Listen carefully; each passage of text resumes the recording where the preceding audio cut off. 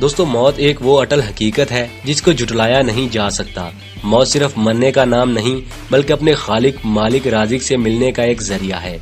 ہر نفس کو موت کا ذائقہ چکھنا ہے، جیسا کہ فرمان باری تعالیٰ ہے، آپ ان سے کہہ دیجئے کہ جس موت سے تم بھاگتے ہو وہ تم کو آن پکڑے گی، پھر تم اس پاک ذات کی طرف جائے جاؤ گے جو ہر پوشیدہ اور ظاہر بات کو جاننے والی ہے، پھر وہ تم کو سب کیے ہوئے کام جتائے گی اور ان کا بدلہ دے گی۔ دوستو موت ایک ایسی حقیقت ہے جس کو کثرت سے یاد رکھنا امیدوں کو مختصر ہونے کا سبب ہے، دنیا کی طرف بے عطائنی کا ذریعہ ہے، گناہوں سے توبہ کرتے رہنے پر ابھرنے کا سبب ہے۔ ایک حدیث میں ہے کہ حضور کریم صلی اللہ علیہ وآلہ وسلم کی مجلس میں ایک نوجوان کھڑے ہوئے اور عرض کیا، یا رسول اللہ، مومن میں سب سے زیادہ سمجھدار کون ہے؟ آپ صلی اللہ علیہ وآلہ وسلم نے فرمایا، موت کو کثرت سے یاد کرنے والا اور اس کے آنے سے پہلے اس کے لیے بہترین تیاری کرنے والا۔ افسوس، آج ہم ایمان کی کمزوری کی وجہ سے موت سے بھاگتے ہیں۔ جب کسی کو مرتے دیکھتے ہیں تو سوچتے ہیں کہ مرنے والے کی موت لکھی تھی، مگر میں نے ابھی کب مرنا ہے، بہت وقت ہے، انشاءاللہ موت کی تیاری کر لوں گا۔ یہ ہماری سستی، لاپرواہی اور ایمان کی کمزوری ہے۔ اللہ پاک موت سے قبل موت کی تیاری کرنے کی توفیق عطا فرمائے۔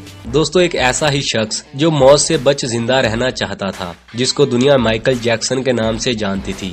زندہ رہنے کے لیے مائیکل جیکسن نے امریکہ اور یورپ کے 55 چوٹی کے پلاسٹک سرجنز کی خدمات حاصل کی، یہاں تک کہ 1987 تک مائیکل جیکسن کی ساری شکل و صورت، جلد، نقوش اور حرکات و سکنات بدل گئی۔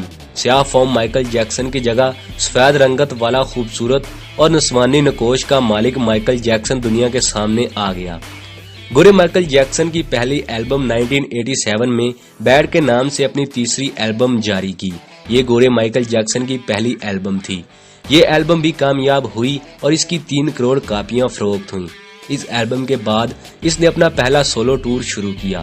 مائیکل جیکسن ملکوں شہر شہر گیا، موسیقی کے شو کیے اور ان شو سے کروڑوں ڈالرز کمائے۔ گورے مائیکل جیکسن نے اپنی سیاہ رنگت کو بھی شکست دے دی۔ اس کے بعد ماضی کی باری آئی۔ مائیکل جیکسن نے اپنے ماضی کو بائے بائے کہہ دیا۔ گورے مائیکل جیکسن نے اپنے خاندان سے تعلق توڑ لیا۔ اس نے اپنے ایڈریسز تبدیل کر لیے۔ اس نے کرائے پر گورے ماں باپ بھی حاصل کر لیے اور اس نے اپنے تمام پرانے دوستوں سے بھی جان چھڑا لی۔ ان تمام اقدامات کے دوران جہاں وہ اکیلا ہوتا چلا گیا، وہاں پر وہ موضوعی زندگی کے گرداب میں بھی پھنس گیا۔ گورے مائیکل جیکسن نے خود کو مشہور کرنے کے لیے ایلوس پریسلے کی بیٹی لیزا میری پریسلے سے بھی شادی کر لی۔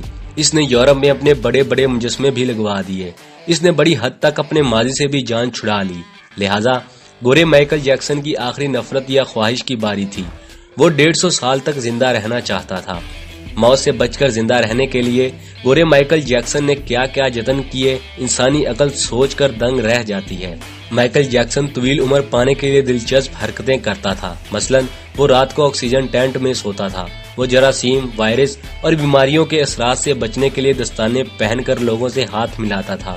وہ لوگوں میں جانے سے پہلے منہ پر ماسک چڑھا لیتا تھا۔ وہ مخصوص خوراک کھاتا تھا اور اس نے مستقل طور پر 12 ڈاکٹر ملازم رکھے ہوئے تھے۔ یہ ڈاکٹر روزانہ اس کے جسم کے ایک ایک حصے کا معائنہ کرتے تھے اور اس کی خوراک کا روزانہ لیبارٹری ٹیسٹ بھی ہوتا تھا اور اس کا سٹاف اسے روزانہ ورزش بھی کراتا تھا۔ گورے مائیکل جیکسن اپنے لیے پالتو پھیپھڑوں، گردوں، آنکھوں، دل اور جگر کا بندوبست بھی کر رکھا تھا۔ یہ ڈونر تھے جن کے تمام اخراجات وہ اٹھا رہا تھا اور ان ڈونرز نے باوقت ضرورت اپنے اعضاء اسے عطیہ کر دینا تھے۔